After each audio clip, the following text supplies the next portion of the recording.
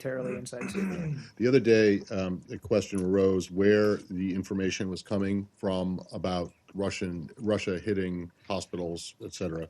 And I did get a list of the NGOs that you guys say or believe have given credible reports about medical facilities being hit. Those include Physicians for Human Rights, the Syrian Network for Human Rights, the Syrian American Medical Society, and Doctors Without Borders. Is that pretty much? I mean, this was given to me off camera, offline, but email. Is that your understanding? Those are some, at least some of the groups that whose reporting you're relying on or that you use? At least some, yes, but it's not the full total sum of the information that we have at our disposal. I want to focus on one. Have you seen the Doctors Without Borders internal report on the attack on the Kunduz hospital, which says that there were no armed people inside the facility and that some people were shot from a helicopter gunship while fleeing the facility?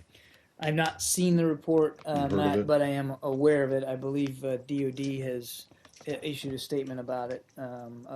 They're reviewing it.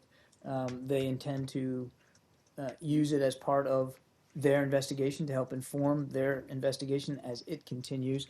And I think they noted that General Campbell himself has met with officials from Doctors Without Borders as recently as just a few days ago to discuss how his investigation is proceeding. Okay, my question is, you regard that report, their report that they did as credible? As I said, they just issued it, and DOD's reviewing it. So I'm not in a position to give it a homework grade right now, but we obviously take it seriously, given that it was their hospital and their people, so we're going to consider it seriously. But again, DOD's looking at it right now. Okay. The reason I ask is because there has been a tendency in the past for the U.S. government, in various administrations, to kind of pick and choose which reports it wants to accept as credible and reliable by the same organizations.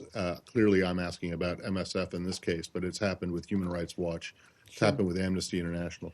Would you regard the credibility of the MSF report on Kunduz as the same or as credible as the reporting that they have done from Syria about the hospital target? I'm not in a position to make that call, Matt. And as I said, going back to the real crux, I think, of the question, we get information from lots of sources, and it's not just from outside groups. We have to take these claims by outside groups seriously. That doesn't mean we necessarily will come to the same conclusions over time after review of them. But we don't dismiss them out of hand. And I am in no position to say that we take one report from one group more credibly than another report from the same group. We take them all in, we review them, we check them against the information that we also have using a variety of sources, and then we make our own decisions based on that. But it's in a situation like in Syria, where you don't have eyes on the ground necessarily of your own, it's incumbent upon you. I think it would be irresponsible not to consider and to take under review observations made by groups that are there on the ground, even those with whom you may not agree on every single matter or may not pan out to be 100% accurate all the time. Okay. Ma'am.